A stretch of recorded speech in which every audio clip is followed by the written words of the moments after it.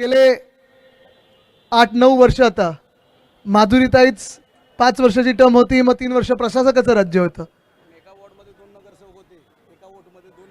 नाही ते होतं, पण मग मी जरा विचारत होतो सूरजला पण की तुमचं इंट्रोडक्शन कसं करायचं. जसं आपण अनेक ठिकाणी जसं कधी कधी रिझर्वेशन झालं आणि महिलांचं मग कोणाची पत्नी असेल तसं आज माधुरीताईंचे मिस्टर असं सगळ्यांना ओळख करून द्यायची का. कारण माधुरीताईंचं पण नाव सगळ्या घराघरात आहे, चांगलं काम केलं, त्यांचं पण कौतुक आपण केलंच पाहिजे. दोघंही मला आठवतं जेव्हा 17 नंतर काम सुरू झालं तेव्हा आगळी वेगळी कामं म्हणजे वॉर्ड कसा चांगला होऊ शकेल, वॉर्डाचा प्रत्येक व्यक्तीपर्यंत सेवा महापालिकेची कशी पोचू शकेल ह्याच्यावरच लक्ष केंद्रित करायचे.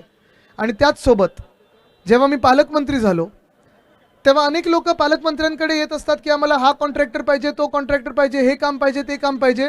पण हे जोडपं माझ्याकडे नुसतं आणि नुसतं ह्या वॉर्डसाठी यायचे की हे मैदान आम्हाला मोठं करायचं आहे, हे पार्क आम्हाला चांगलं करायचं आहे, हा रस्ता चांगला करून पाहिजे.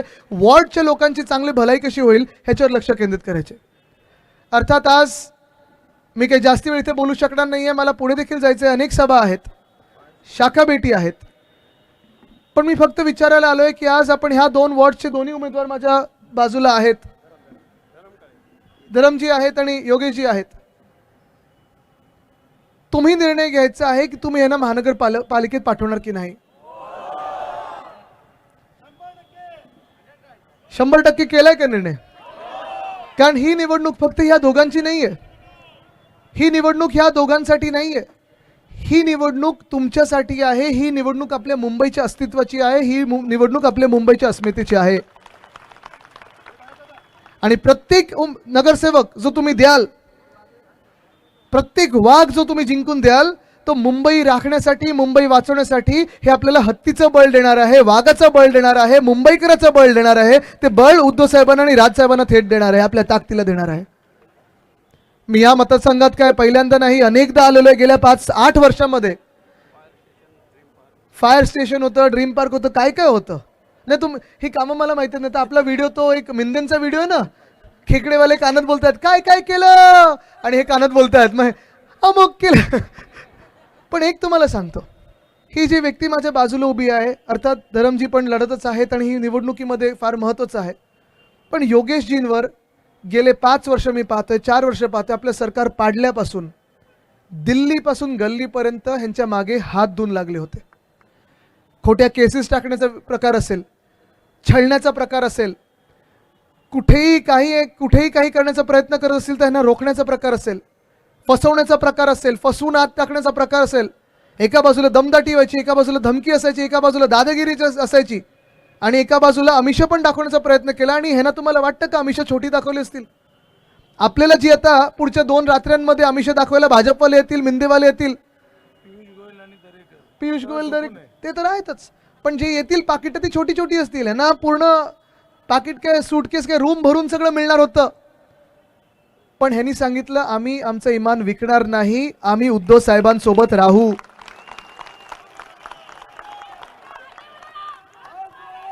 आणि म्हणून तुम्ही पाहिलं असेल ज्या ज्या लोकांना फोन जातात भाजपवाले त्यांची परत बातमी सुरू करतात, बदनामी सुरू करतात. आता हे येतात ते येतात ते येतात, मग संशय सुरू होतो. कधीही ह्या दोघांबद्दल म्हणजे माधुरीताईंबद्दल किंवा योगेशजींबद्दल कधीही कोणाच्या मनात संशय नव्हता आणि कधीही यांच्याबद्दल तशी बातमीही आली नाही की हे इथून हलणार आहेत. आणि आल्याला मी त्यांना कडकडून मिठी पण मारली, कारण हे आमच्या घरातलेच आहेत. आणि आज आपण पाहतोय की लढत असताना खऱ्या अर्थाने ही जी लढाई मुंबईची आहे, हे असे सगळे लोक आपण मुंबईकर म्हणून प्रामाणिकपणे लढत आहोत, एका वेगळ्या निष्ठेने लढत आहोत, वेगळ्या जिद्दीने लढत आहोत. आणि आज मी मत मागायला आलो ते योगेशजींसाठी आणि धरमजींसाठी आलेलं आहे. मशालीवरच मतदान आहे, मशाल ही आपल्याला पेटवायची आहे, ठरलेलं आहेच. जसं मी तुम्हाला विचारलं की हे तुम्ही 2 निवडणूकमध्ये जिंकून देणार का, आणि तुम्ही होय बोललेलाच आहात. पण आपली जबाबदारी इथे संपत नाही. ठीक आहे, आपण आपलं एक मत देऊ, पण हे मत ह्याच्यापेक्षा तिप्पट झालं पाहिजे, कितीतरी पटीने वाढलं पाहिजे. कारण आजपासून उद्यापर्यंत जे काही 24 तासाच्या कमी आपल्याला आता जे काही मतदानाचे किंवा प्रचाराचे तास राहिलेले आहेत, आपल्याला प्रचार करायचा आहे, तो मशालीचा घरोघरी जाऊन प्रचार करायचा आहे, खऱ्या अर्थाने जाऊन प्रचार करायचा आहे की ही निवडणूक जी आहे ही निवडणूक काही फक्त कुठच्याही वेगळ्या भलत्या सलत्या विषयाची नाही आहे. ही निवडणूक गटर वॉटर मीटरची आहे आणि गेल्या 4 वर्षामध्ये नाही तर गेल्या अनेक वर्ष ज्यांनी इथे कामं केलेली आहेत अशा शिवसैनिकांना तुम्ही निवडून देणार आहात की समोरून येणाऱ्या अदानीच्या टोळीला तुम्ही निवडून देणार आहात, हा निर्णय तुमचा आहे. ह्या आपण पाहिलं असेल ह्या मतदारसंघामध्ये आणि तसंच मुंबईमध्ये संपूर्ण ठिकाणी आपण सांगतोय की ही निवडणूक, जे मुख्यमंत्री सांगतायत की आम्ही आता बांगलादेशांना काढू, मी त्यांना साफपणे सांगतोय की ही निवडणूक त्याची नाही आहे. ज्यांनी ज्यांनी शासनात काम केलं, ज्यांनी ज्यांनी सरकारमध्ये काम केलं, ते सोप्या भाषेत जर मुख्यमंत्र्यांना सांगायचं असेल तर मुख्यमंत्री महोदय आमचं फसवणूक थांबवा, तुम्ही तुमच्या कर्तव्य करू नाही शकलात ह्याचं उत्तर द्या आम्हाला आणि मग आम्हाला जे काही प्रश्न विचारायचे ते विचारा. आमच्यावर आरोप लावता, भलते सलते आरोप लावता आणि मी हे सांगितले, स्पष्टपणे सांगितले की जे आरोप आमच्यावर लावत होते, जे आरोप ह्यांच्यावर लावत होते, जे आरोप सगळ्यांवर इथे लावत होते, त्याच्यात एक जरी तथ्य असतं ना तर आम्ही सगळ्यांनी वॉशिंग मशीनमध्ये भाजपची उडी मारली असती आणि भाजपमध्ये आज मंत्री बनून बसलो असतो. जे भाजपवाले पण असतील किंवा संघाचे कार्यकर्ते असतील, आज मी त्यांना विचारतोय, अनेक वर्ष तुम्ही ज्या भाजपसाठी काम केलं, अनेक वर्ष जे तुम्ही त्या विचारधारेसाठी काम केलं, जे संघासाठी काम केलं, हे ह्याचसाठी काम केलं होतं का की जे भ्रष्ट मंत्री त्यांना सोबत घेऊन तुमच्या डोक्यावर बसवण्यासाठी? पण विचार जर करायचा झाला तर हा मुंबईचा विचार हा सगळ्यांनी आता करणं गरजेचं आहे. आज जे आपल्यामध्ये विभाजन करण्याचा प्रयत्न करतात ते काल अन्नमला येऊन गेले परवा आणि आपल्या सांगतात मुंबई आपलं शहरच नाही, मुंबई जागतिक शहर आहे, मुंबई जगाचं शहर आहे पण महाराष्ट्राचं शहर नाही आहे.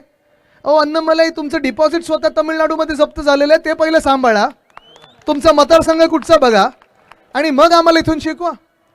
आणि जर तिकडचंच बोलायचं झालं, जर तामिळनाडूचंच बोलायचं झालं तर जरा तिकडचे मुख्यमंत्री कसं चांगलं काम करतात ना जरा पहा, थोडं शिका, स्टॅलिन साहेबांकडून शिका, प्रगती कशी करायची, तुमचं जे काही संकोचित राजकारण आहे, विभाजन करायचं, हिंदू मुस्लिम दिसले की बीजेपी विभाजनाची, भाषेचं राजकारण, समाजाचं राजकारण, जातीचं राजकारण, सगळं काही आहे. म्हणजे आपल्यामध्ये सगळ्यांमध्ये फूट पाडायची, जी आपण ओळख एक मुंबईकर म्हणून ठेवली होती ती पुसून तुम्हाला वेगळ्या वेगळ्या जातींमध्ये, धर्मांमध्ये, समाजामध्ये, भाषांमध्ये फूट पाडायची आपली आणि मग भाजप मतं मिळवणार. हे राजकारण किती वेळ आपण सोसून घ्यायचं, किती वेळ आपण विचार करायला पाहिजे की किती वेळ आपल्या डोक्यावर बसून घ्यायचं अशा राजकारणी लोकांना. एका बाजूला असे पण राजकीय लोक आहेत जसं ममता दिदी आहेत, देतात ना टक्कर केंद्र सरकारला, बेंगॉल पूर्ण एकवटलेला आहे. मग बंगालमध्ये जे कोणी सगळे वेगळे वेगळे भाषी लोक असतील, बंगाली लोक आहेत, बेंगालमध्ये मारवाडी लोक आहेत, बेंगालमध्ये मुस्लिम लोक आहेत, बेंगालमध्ये हिंदू लोक आहेत, सगळ्यांची ओळख आज बेंगाली म्हणून आहे, बंगाल म्हणून लढत आहे. जे आक्रमण भाजप त्यांच्यावर करत आहे, बंगाल पुसायला चाललेला आहे, बंगाल पुसून जाणार नाही, बंगाल संपणार नाही, ही ताकद आपल्या महाराष्ट्राने आज मुंबईने दाखवली पाहिजे. इथे मला माहिती आहे इथे अनेक उत्तर भारतीय पण आहेत, इथे अनेक लोक उत्तर भारतीय आपल्या इथे समोर बसले पण असतील, आहेत का? जरा हात वरती करून दाखवा. आहेत ना? आता आम्ही तुम्हाला वेगळं काही मोजतच नाही, तुम्ही पण मुंबईकरच आहात, तुमच्या पिढ्या मुंबईमध्ये गेलेल्या आहेत, तुमचे आई वडील मुंबईमध्ये आले असतील, आहेत ना आमच्या इकडे आनंदुबेजी आहेत, ह्यांचं मराठी बघा किती शुद्ध आहे, बोलला तुम्ही मराठी.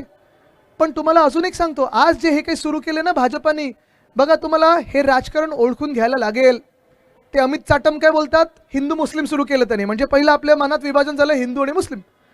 मग मुख्यमंत्री बोलतात बांगलादेशी आम्ही आता AI टूल बनवू बांगलादेशांसाठी. ओ मुख्यमंत्री महोदय, AI टूल कसलं, जरा तुम्ही आकडे बघा. जर तुमचं 12 वर्ष केंद्रात सरकार असेल, तुमचे प्रधानमंत्री 12 वर्ष तिथे बसले असतील, तुमचे गृहमंत्री 12 वर्ष केंद्रात असतील, तुम्ही स्वतः राज्यात 7 वर्ष गृहमंत्री असाल, तर मग बांगलादेशी तुम्हाला आतापर्यंत सापडले नाहीत? गटर वॉटर मीटरच्या निवडणुकीत तुम्ही बांगलादेशांबद्दल बोलताय काय? गटारात जाऊन शोधणार की मीटरमध्ये जाऊन शोधणार आहे? बरं, दोन्ही देतात ते अदानीच्या हातात देतात. आणि मग तिसरं कोणीतरी येऊन सांगणार की आता उत्तर भारतीयांनी भलतीकडे मतदान केलं पाहिजे, भाजपला मतदान केलं पाहिजे. मी तुम्हाला एक साधा सोपा प्रश्न विचारत आहे, मराठीत बोलू की हिंदी, काय तुम्हाला कुठचं सगळं समजतं मराठी? आज तुम्हाला प्रश्न विचारत आहे, आज जे भाजपचे हे जे तथाकथित नेते आहेत जे उत्तर भारताला प्रतिनिधित्व करतात, मग ते योगीजी असतील, नितीश कुमारजी असतील, तुम्ही जरा मला सांगा, जेव्हा कोविडची महामारी आली होती महाराष्ट्रावर आणि देशावर आणि जगावर, तेव्हा हे नेते कुठे होते? आठवण करा जरा त्यावेळीची. पण जेव्हा आपलं महाराष्ट्रात सरकार होतं, उद्धव साहेब अस्सल मुंबईकर ह्या महाराष्ट्राचे मुख्यमंत्री होते, कोविडच्या काळात जे आपण जीव वाचवत होतो तेव्हा ना आपण कुठचा समाज पाहिला, ना धर्म पाहिला, ना भाषा पाहिली, ना प्रांत पाहिला, ना पंथ पाहिला. जी आपण सेवा केली ती महाराष्ट्राची केलेली आहे, मुंबईची केलेली आहे, प्रत्येक व्यक्तीची केलेली आहे, माणुसकीचा धर्म म्हणून आपण पाळलेला आहे. जागतिक स्तरावर WHO जागतिक आरोग्य संस्थेने आपलं कौतुक केलं, ते आपल्या कोविड मॉडेलचं केलेलं आहे, ते आपल्या सर्वांना घेऊन आपण तिथे ते दाखवलेलं आहे. तसंच तुम्हाला आठवत असेल, अजून एक तुम्हाला आठवण करून देतो, जेव्हा आपले जे नमस्कार, स्वागत आहे तुमचं.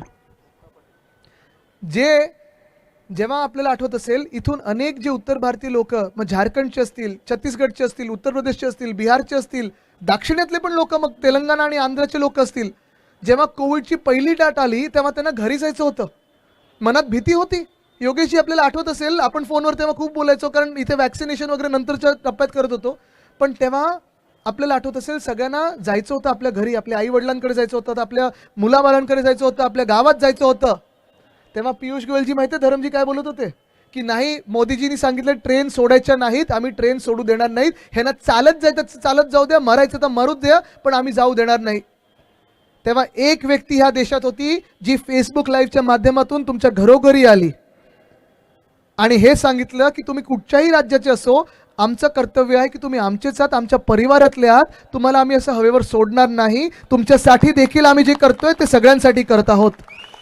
मायग्रेंट लेबर कॅम्प्स, त्याच्यानंतर आपण त्या लेबर कॅम्पमध्ये सगळं काही, जेवणापासून योगापासून सगळं काही आपण केलं, ते ह्या सगळ्या लोकांसाठी केलं. तेव्हा आपण हे कुठच्याही मनात ठेवलं नाही की तुम्ही उत्तर भारतीय आहेत की दक्षिण भारतीय आहेत की पूर्वातले आहेत की पश्चिमेतले आहेत की मध्यातले आहेत की कुठचे आहेत. आपण आपलं काम, आपलं कर्तव्य, आपल्या माणुसकीचा धर्म पाळला, कारण हीच माझी मुंबई आणि हेच माझं कर्तव्य आहे, हीच माझी सेवा धर्म आहे, हे आपण विचार करून करतो. आणि मग परत त्या तथाकथित तिकडच्या नेत्यांना सांगतो, जे प्रतिनिधित्व करतात तुमचं, त्यांना जरा विचारा, तिथे गावी पोचल्यानंतर आपल्या इथून जे लोक गावोगावी गेले होते, आनंदजी सगळ्यांच्या घरी घरी गेले, सगळ्यांना त्यांनी एका कॅम्पात बसवलं, ते फोटोज पण आहेत, आणि त्यांच्यावर सॅनिटायझर छिडकाडलं नाही तर होस स्प्रेनी, जसं फायर ब्रिगेड स्प्रे करतं ना, म्हणजे जणू काही प्राण्यांना पण अशी कधी आपण ट्रीटमेंट द्यायला पाहिजे नाही तशी ते देत होते. हे उत्तर भारतीयांचे नेते होणार. आणि त्याच्याही नंतर आज माझा सरळ सवाल आहे त्यांना, योगीजींना आहे, नितीश कुमारजींना आहे, की कुठच्याही मुख्यमंत्र्यांना आहे, की जे उद्धव साहेबांनी जसे जीव वाचवले मुंबईमध्ये, कुठचीही जातपात धर्म भाषा प्रांत न पाहता, तसं चित्र हे तुमच्या राज्यात का नव्हतं? आठवतं तुम्हाला कशी प्रेतं वाहत होती तेव्हा तिथे? गुजरातमध्ये कसं होत होतं, उत्तर प्रदेशमध्ये कसं होत होतं, अनेक लोक वेगळ्या वेगळ्या राज्यांमधून, मलाही माहिती आहे कारण मी तेव्हा पालकमंत्री होतो, जो कोणी मुंबईत याचा, महाराष्ट्रात याचा, आम्हाला एक कळवायचे पोलीस की आता हे इथे आले, ते इथे आलेत, आपले हॉटेल बुक व्हायचे, आपले हॉस्पिटलचे बेड बुक करण्याचा प्रयत्न व्हायचा. का तर त्यांना ही भीती होती, जे भाजप शासित राज्य आहेत तिथे प्रगती झाली नाही आहे, हॉस्पिटल नाही आहे, ऑक्सिजन नाही आहे, तिथे लोक मरत आहेत, जीव वाचवायचा असेल तर महाराष्ट्रात जा, हे आपण काम करून दाखवलं होतं. तेव्हा कुठचीही ओळख पाहिली नव्हती. हा मतदान करताना विचार करा, हा जो एक अंतर आहे आपल्या शासनामध्ये आणि त्यांच्या शासनामध्ये, आज मी तुम्हाला दावा करून विचारू शकतो, चॅलेंज करतो मुख्यमंत्र्यांना, की चला चॅलेंज देतोय, मुंबई आम्ही 25 वर्ष हे सगळं जे चालतं ना, डबल इंजिन, ट्रिपल इंजिन सगळे, अरे इंजिन तर आमच्या सोबत आले, काय इंजिन करते तुम्ही, पण तुमची केवढी इंजिन घ्या. आणि आमचं शिवसेनेची मुंबई महानगरपालिका बघा, गेल्या 25 वर्षात फक्त 4 वर्ष आमचे मुख्यमंत्री होते, बाकी 21 वर्ष विरोधी पक्षातले मुख्यमंत्री होते, तरी देखील आम्ही कामं करून दाखवली. तुम्ही भाजप म्हणून ज्या ज्या राज्यात केंद्रात पण सत्तेत आहात, राज्यात पण सत्तेत आहात आणि महानगरपालिकेच्या पण सत्तेत आहात ना, एक शहर दाखवा किंवा एक गल्ली दाखवा जिथे प्रगती झाली असेल. कुठेही प्रगती होत नाही. फक्त करायचं ते विभाजन करायचं, हिंदू मुस्लिम करायचं, जातीपातीचं राजकारण करायचं, सगळ्या वेगळ्या भलत्या सलत्या विषयांनी बोंबा मारायच्या, पण जे काम व्हायला पाहिजे ते कुठेच झालेलं नाहीये. बघा ना, आता होर्डिंग्स बॅनर्सवर पण आपण केलेली कामं लावलीत ना, सगळीकडे फोटो सकट लावलीत, म्हणजे कोणी खोटं बोलू शकत नाही. आपल्याला करायची जी कामं आहेत, मग प्रत्येक वॉर्डात पेट पार्क असेल, स्टे शेल्टर असेल, चांगले रस्ते असतील, चांगले फुटपाथ असतील, मोकळी मैदानं असतील, घरकाम करणाऱ्या महिलांसाठी 1,500 रुपये सन्मान निधी म्हणून असेल, कोळी महिलांसाठी सन्मान निधी असेल, पोलीस कर्मचारी असतील, शासकीय कर्मचाऱ्यांसाठी आपल्या जे BMCच्या एस्टेट प्रॉपर्ट्यांवर घरं बांधायचे ते असेल, ही सगळी कामं जी आपल्याला करायची आहेत, किंवा 5 हॉस्पिटलची आता पुन्हा एकदा आपल्याला मेडिकल कॉलेज करायचे आहेत, ज्युनियर कॉलेज जे आणायचं आहे मुंबईमध्ये महानगरपालिकेचं स्वतःचं, हे जे करायचं आहे ते ठळकपणे आपण लावलेलं आहे.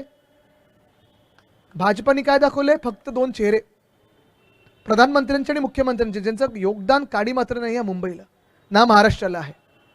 हा निर्णय तुम्ही घ्यायचा आहे मग, की हे जे हवेतले बाण मारतात, नुसतं इकडचं तिकडचं बोलतात, आणि सगळं जे काही आहे, म्हणजे आता मला वाटायला लागलं हे ज्योतिषी जास्त आहेत आणि प्रशासक कमी आहेत. कारण काही विचारलं तुम्हाला 2047, 2033, 2035, 2070, हे सगळं ठीक आहे, 12 वर्ष तुम्ही काय केलं हे तर दाखवा. सगळं काही झालं, 12 वर्ष स्वतःचं राज्य आणि हिंदू खत्रीमे बोलतायत. मग भाजप नव्हती तेव्हा बरं होतं. पण आज हा विचार तुम्हाला करायचा आहे की तुम्ही मतदान कोणाला करणार. हे सगळं काही 20 वर्षानंतर, 30 वर्षानंतर, पुढच्या पिढीसाठी, तिसऱ्या पिढीसाठी, 47 मध्ये, 50 मध्ये, 2070 मध्ये, हे असे सगळे जे काही तथाकथित विकास आहे यांचा, ह्याच्यासाठी तुम्ही मतदान करणार की तुम्ही मुंबईसाठी मतदान करणार. हा निर्णय तुमचा आहे. कारण मुंबईसाठी मतदान करत असताना अजून एक तुम्हाला मी शेवटचं सांगतो, मग पुढे निघतो.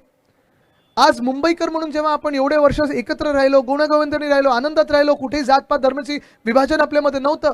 होय, आम्ही मराठीचा विषय घेतला पण बाकीच्यांना विरोध नव्हता. हिंदुत्वाचा विषय घेतला पण आमचं हिंदुत्व साफ आहे. रघुकुल रीत सदा चली आहे, प्राण जाय पर वचन न जाय, हे आमचं जे हिंदुत्व आहे.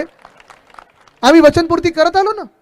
पण एका बाजूला आम्ही काम करत असताना, एका बाजूला आम्ही चांगली मुंबई बांधत असताना, तुम्ही जे अदानीचं हे एक संकट मुंबईवर आणलेलं आहे, आज इथे मुंबईकर किती जरा हात वरती करा. अरे काय तुम्ही खरंच मुंबईकर आहात? 100% जन्म तुमचा मुंबईचा आहे. ठीक आहे, मग तुम्हाला आता एक चॅलेंज देतो. तुम्ही उद्या मुंबई महानगरपालिकेत जा, कारण मुंबई महानगरपालिकेचे प्रशासक आता भाजपचे आहेत. किंवा मुख्यमंत्र्यांकडे जा. आलेत का मुख्यमंत्री इथे? अजून गाजर वाटप नाही झालं इथे? ठीक आहे, होईल. किंवा घाबरले असतील आता दोघांना म्हणून येणारच नाही, जाऊ दे. पण आज तुम्ही उद्याच्या उद्या तुम्ही जा, मंत्रालयात जा किंवा महानगरपालिकेत जा. परवा जाऊ नका, परवा मतदान आहे, परवा मतदान करून जा. आणि इथे तुमच्या नाव, इथे जे काही तुमच्या आपल्या माथेवर तुमचं आडनाव लावू नका, तुमचं नाव लावू नका. कुठचीही भाषा असू दे, कुठचीही जात असू दे, कुठचाही धर्म असू दे, कुठचाही पंथ असू दे, कुठचाही प्रांत असू दे, इथे मुंबईकर लिहा. आणि मुंबईकर लिहिल्यानंतर तुम्ही मुख्यमंत्र्यांना सांगा की मी मुंबईकर आहे, माझा जन्म मुंबईचा आहे, माझी ओळख मुंबई आहे, माझं नाव बघू नका, माझी भाषा बघू नका, माझा धर्म बघू नका, मी मुंबईकर आहे. आणि मला मुंबईकर म्हणून तुम्ही 1 स्क्वेअर फूट मुंबईमध्ये फुकटात द्या. मिळणार आहे कोणाला? का नाही देऊ शकत? का नाही देऊ शकत? देऊ शकतात. मी शासनात होतो, मला माहिती आहे देऊ शकतात. का नाही देऊ शकत? पण मिळणार आहे तुम्हाला? नाही मिळणार. चला मग पुढचा प्रयत्न करू आपण. आता इकडे जे आपण मुंबईकर लिहिलं होतं ते लेबल काढा आणि इथे अदानी लिहा. मिळणार की नाही मिळणार? जर 1600 एकर मुंबईचे, अरे बसू दे रे, काही त्रास नाही, राहू दे. हा मूड मध्ये 1600 एकर, 1600 एकर, नाही नाही जोश आहे सगळीकडे. ते विषय समोरून येतात, मला मदत होते ते बोलतात ते. 1600 एकर जर फुकटात अदानीला मिळत असतील तर तुम्हाला का नाही मिळणार? हा विषय. आणि जी अदानी आपली मुंबईकर म्हणून ओळख पुसत चाललेले आहेत, ते मुंबईकर म्हणून तुमची ओळख पुसताना शेवटाला तुम्ही आत्ता मतदान कराल भाजपला की नाही मी अमुक आहे म्हणून भाजपला मतदान करतोय, नाही मी तमुक आहे म्हणून भाजपला मतदान करतोय. त्या कमळाला मतदान केलं, मिंदेंसाठी मतदान केलं किंवा घड्याळासाठी मतदान केलं, तर तुमचं घर असेल, तुमचं दार असेल, तुमची जमीन असेल, ही कधी तुम्हाला न विचारता अदानीच्या घशात आणि खिशात कधी जाईल हे तुम्हाला कळणारही नाही. आणि मी खोटं नाही बोलत आहे. परवाकडे माझ्याकडे ग्रस्त आले होते. बांद्र्यातलाच एक विषय आहे, बांद्रा वेस्ट मधला. एक चांगली इमारत, कुठेही काही त्रास नाही, एक तडा नाही गेले, काही लिकेज नाही आहे. त्यांना C1 कॅटेगरीची नोटीस आली. आणि C1 कॅटेगरीची नोटीस आली, त्यांना सांगितलं तुमची इमारत धोकादायक आहे, आता खाली करा. ते बोलतात कशासाठी? आमची इमारत ठीक आहे. तर नाही, खाली करायला लागेल. तिसऱ्या दिवशी अदानी समोरचे लोक आलेत की चला सही करा, तुम्हाला इमारत आम्ही मोकळी करून देतो आणि इथे आमचं बिल्डिंग बांधतो. हा विकास आहे की विनाश आहे? हे मुंबई प्रेम आहे की अदानी प्रेम आहे? आणि हे तुम्हाला परवडणारं आहे का? मतदानाच्या दिवशी हा विचार करणं गरजेचं आहे. काल राजसाहेबांनी तर दाखवलं आपल्याला सगळ्यांना एक वेगळ्या विरंगुळ्यात व्यस्त ठेवलेलं आहे. मग कोणी हिंदू मुस्लिममध्ये व्यस्त आहे, कोणी दहीहंडीला नाचतंय 4 पर्यंत, कोणी ढोलताशात नाचतंय, कोणी GST भरतंय, कोणी डिमॉनिटायझेशनमध्ये नोटबंदी आपल्या नोटा जाऊन बँकात भरतंय, कोणी टॅक्स भरतोय. हे सगळं एका बाजूला चालू असताना दुसऱ्या बाजूला मस्तपणे अदानी आपलं राज्य वाढवत आहे. बरं, राज्य वाढवण्यात साम्राज्यवादात काही गैर नाही आहे.